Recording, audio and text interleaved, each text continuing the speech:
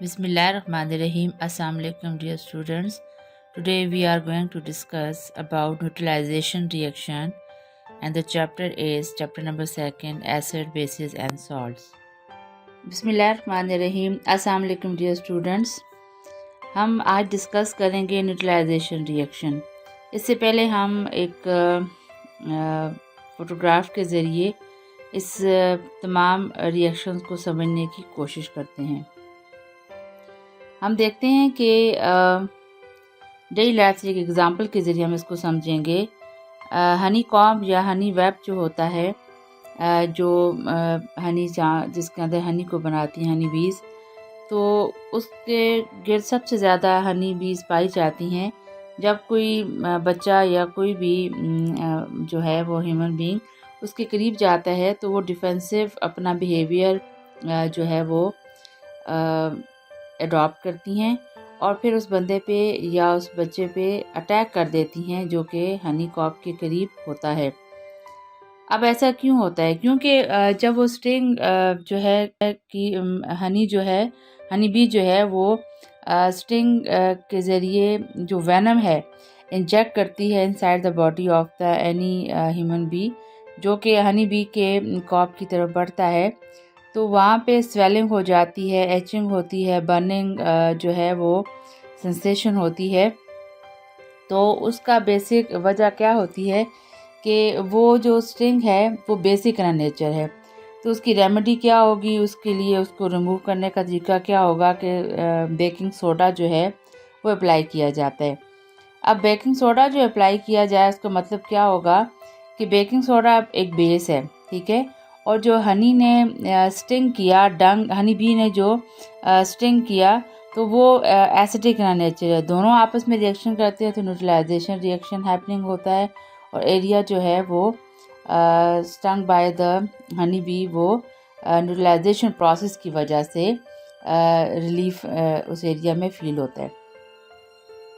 Honey bee का जो sting है, वेनम जो है, डंग जिसको हम कहते हैं, उसमें फॉर्मिक एसिड होता है, ठीक है, और ये फॉर्मिक एसिड जो है ये बेसिकली न्यूट्रलाइज हो जाता है किसकी वजह से? रिएक्शन विद द बेस, जो कि हम बेकिंग सोडा की सूरत में इस्तेमाल कर रहे हैं। तो such reaction between the acid and base is called the neutralization reaction. और इसी तरह न्यूट्रलाइजेशन रिएक्शन जो होता है, जो एसिडिक और बेसिक जो सॉल्यूशंस होंगे वो एक दूसरे को न्यूट्रलाइज कर देंगे, एक दूसरे के असर को मिनिमाइज कर देंगे, न्यू प्रोडक्ट बन जाएगा सॉल्ट एंड वाटर। इसी तरह हनी बी से मिलता जुलता जो स्ट्रक्चर होती है उसके कॉम्ब की, वो वास्प होते हैं, ठीक है। वास्प जो होते हैं इनकी जो नेचर है, इनका जो स्ट्रिंग होता है वो बेसिक इन नेचर होगा, ठीक है। वेनम जो उसको हम डंग कहते हैं ना, वो बेसिक इन नेचर होगा, लेकिन उसके ऊपर जब विनेगर को अप्लाई किया जाएगा तो जो कि माइल्ड एसिड होता है, तो नतीजे के तौर पर अगेन न्यूट्रलाइजेशन रिएक्शन अकर होगा और पर्सन जो है वो रिलीफ फील करेगा। अब इस तमाम बात का मतलब क्या है? इसको डिस्कशन करने का मतलब क्या था? आपका एक जहन बनाना था स्टूडेंट्स कि न्यूट्रलाइजेशन रिएक्शन बेसिकली हमारी डेली लाइफ में कैसे हो रहे होते हैं। तो इस चीज़ को देखने के लिए सबसे पहले हमें ये पता होना चाहिए कि what is basically neutralization reaction. Neutralization reaction ऐसा रिएक्शन होता है जिसमें एसिड और बेस आपस में रिएक्शन करते हैं and salt and water will be produces. लेकिन ये बात याद रखिए कि when strong acid react with the strong bases they will produce the salts and water. क्योंकि अगर एसिड स्ट्रॉन्ग हुआ और बेस वीक हुआ तो बनने वाला जो प्रोडक्ट है वो या एसिडिक होगा या बेसिक नेचर होगा, वो न्यूट्रलाइज नहीं होगा, न्यूट्रल नहीं होगा। और अगर वीक बेस और स्ट्रॉन्ग एसिड या स्ट्रॉन्ग बेस और वीक एसिड रिएक्शन करेंगे तो भी प्रोडक्ट जो होगा ये न्यूट्रलाइजेशन नहीं होगा, क्योंकि प्रोडक्ट जो बनेगा वो या एसिडिक होगा या बेसिक होगा। तो what is neutralization? Basically neutralization अपने नाम से जाहिर है कि न्यूट्रल सोल्यूशन बनता है इससे।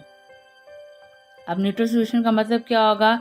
वो सोल्यूशन जो रिएक्शन से पहले जो दो सोल्यूशन आपस में रिएक्शन कर रहे हैं, एक एसिडिक होगा स्ट्रांगली और दूसरा स्ट्रांगली बेसिक होगा, but after the reaction they should be neutralize to each other. इसका मतलब क्या होगा कि न्यूट्रलाइजेशन रिएक्शन के एंड पे जो प्रोडक्ट बनेगा ना वो एसिडिक होगा ना वो बेसिक होगा, बल्कि वो न्यूट्रल होगा। उसमें ना एसिडिक प्रॉपर्टीज़ होंगी ना बेसिक प्रॉपर्टीज़ होंगी। इसीलिए सॉल्ट्स एंड वाटर बनते हैं। यहाँ आप एग्जांपल में देख सकते हैं, when HCl react with the sodium hydroxide and NaOH. HCl is a hydrochloric acid is a strong acid, sodium hydroxide is a strong base, और दोनों के रिएक्शन में बनेगा सॉल्ट एंड वाटर। अब इस चीज़ को ज़रा हम मज़ीद समझते हैं कि जो हमारे पास स्ट्रॉन्ग बेस है, जब वाटर के अंदर इसको ऐड किया जाता है तो ये हमें क्या प्रोड्यूस करके देगा।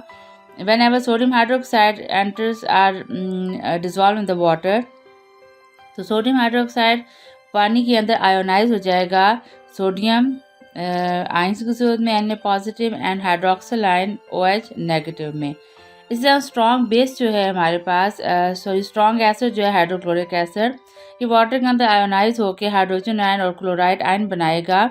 तो जहाँ आप स्टूडेंट देख सकते हैं कि सोडियम हाइड्रोक्साइड कम्प्लीटली आयोनाइज हो गया पानी के अंदर और हाइड्रोक्लोरिक एसिड ये कम्प्लीटली आयोनाइज हो गया पानी के अंदर। तो दोनों की जो फाइनल इक्वेशन जब लिखी जाती है वो क्या होगा कि सोडियम हाइड्रोक्साइड आयोनाइज है पॉजिटिव नेगेटिव आयंस में और हाइड्रोक्लोरिक एसिड भी आयोनाइज है पॉजिटिव और नेगेटिव आयंस में। तो नतीजे के तौर पर क्या होगा कि सॉल्ट एंड वाटर बनेगा। अब यहाँ इसको मज़ीद आप देख सकते हैं क्लियरली कि हाइड्रोजन आयन हाइड्रोक्लोरिक एसिड से बना और क्लोराइड आयन ये भी हाइड्रोक्लोरिक एसिड से जो है आयोनाइज होके बना। इस तरह रिएक्टेंट की बात कर रही हूँ कि सोडियम आयन जो है वो सोडियम हाइड्रोक्साइड के आयोनाइजेशन से बना और हाइड्रोक्सिल आयन भी सोडियम हाइड्रोक्साइड के आयोनाइजेशन से बना। मीन टू से strong acids are completely ionized in the water, strong bases are completely ionized into the water. That's why they will be combined to produce the neutral solution. अब ये होता कैसे है, हमारे पास रिएक्टेंट में कम्प्लीटली आयोनाइज फॉर्म में acid मौजूद है पॉजिटिव नेगेटिव आयंस की सूरत में और कम्प्लीटली आयोनाइज फॉर्म में बेस मौजूद है हमारे पास पॉजिटिव नेगेटिव आयन में। यहाँ आप देख सकते हैं, ठीक है। मैं इन फोर जो रेडिकल्स की बात कर रही हूँ। What are radicals? Radicals are the charged ions. They may be simple ions, they may be simple radicals or they may be polyatomic ions. वो एक एटम से मिलकर बने हुए आयंस भी हो सकते हैं पॉजिटिव नेगेटिव, वो एक से ज़्यादा एटम से मिलकर बने हुए भी चार्ज जो हैं वो रेडिकल्स हो सकते हैं। अब हमारे पास हाइड्रोक्लोरिक एसिड था, वो किस फॉर्म में आयोनाइज था? हाइड्रोजन आयन और क्लोराइड आयन में। सोडियम हाइड्रोक्साइड किस फॉर्म में आयोनाइज हुआ? सोडियम आयन और हाइड्रोक्सिल आयन में। अब रिएक्टेंट साइड पे हमारे पास 4 रेडिकल्स मौजूद हैं, 2 पॉजिटिव एंड 2 नेगेटिव। और ये हमें कहाँ से ऑब्टेन हुए? स्ट्रॉन्ग एसिड की आयोनाइजेशन से और स्ट्रॉन्ग बेस की आयोनाइजेशन से। तो स्टूडेंट्स अब हमारे पास जो फाइनल प्रोडक्ट है वो कैसे बनेगा कि जो पॉजिटिव आयंस हैं वो नेगेटिव आयन से कंबाइन हो जाएंगे और नेगेटिव आयन पॉजिटिव आयन से कंबाइन होंगे। अब आप ज़रा इसकी इक्वेशन के अंदर देखिए प्रोडक्ट साइड पे कि सोडियम जो है वो सोडियम आयन जो हमें ऑब्टेन हुआ बेस की आयोनाइजेशन से, ये कंबाइन हो जाएगा क्लोराइड आयंस के साथ जो कि नेगेटिव आयन है जो कि एसिड से प्रोड्यूस हुआ ऑपोजिट आयन ना। और इस तरह हाइड्रोजन जो है जो कहाँ से ऑब्टेन हुआ? स्ट्रॉन्ग एसिड से। और हाइड्रोक्सिल कैसे ऑब्टेन हुआ? स्ट्रॉन्ग बेस की आयोनाइजेशन से। तो वाटर हमारे पास बन जाएगा। अब यहाँ एक चीज़ को देखना ज़रूरी है कि इक्वेशन के दोनों साइड पे सोडियम आयन Na+ और क्लोराइड आयन Cl नेगेटिव ये इसी फॉर्म में मौजूद होते हैं, ठीक है। रिएक्टेंट साइड पे ये एसिड और बेस के अंदर मौजूद हैं और प्रोडक्ट साइड पे दोनों मिलके सोडियम आयन क्लोराइड आयन मिलके न्यूट्रल सॉल्ट बना रहे हैं जो ना एसिडिक है ना बेसिक है। अब न्यूट्रल सॉल्ट्स क्या होते हैं? ऐसे सॉल्ट्स जिनके अंदर हाइड्रोजन आयन ना हो या हाइड्रोक्सिल आयन ना हो, तो वो क्या होंगे? न्यूट्रल सॉल्ट्स होंगे। नेक्स्ट टॉपिक में हम इस टाइप ऑफ द सॉल्ट्स को इंशाल्लाह डिटेल में डिस्कस करेंगे। अब सोचने की और देखने की, समझने की चीज़ क्या है कि आप देखिए कि रिएक्टेंट और प्रोडक्ट दोनों साइड पे sodium ion, chloride ion ionic form में है, ठीक है।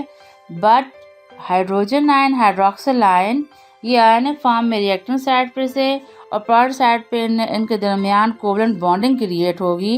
तो हम कह सकते हैं basically neutralization reaction is basically it's a reaction between the hydrogen ions of the acid and hydroxyl ion of the base to form the water। इसका मतलब क्या हुआ कि न्यूट्रलाइजेशन रिएक्शन अपने नाम से ज़ाहिर है। न्यूट्रलाइज मीन टू से एक दूसरे के असर को ख़त्म कर देना। किसके इफ़ेक्ट को ख़त्म करना? एसिड और बेस जब आपस में रिएक्शन करेंगे तो एसिड किस वजह से एसिड है? Due to the presence of the hydrogen ion. और बेस किस वजह से बेस है? Due to the presence of the hydroxyl ion. तो एसिड बेस के दरमियान बेसिकली जो रिएक्शन है वो किसका होगा? Hydrogen ion of the acid and hydroxyl ion of the base दोनों मिलकर क्या बनाएंगे? वाटर बनाएंगे। That's why it is called neutralization reaction. I hope आपको इसकी समझ आ गई होगी और किसी किस्म की कंफ्यूजन की सूरत में हम इसको दोबारा डिस्कस कर सकते हैं। नेक्स्ट वीडियो के साथ इंशाल्लाह मुलाकात होगी। टिल देन अल्लाह हाफिज़।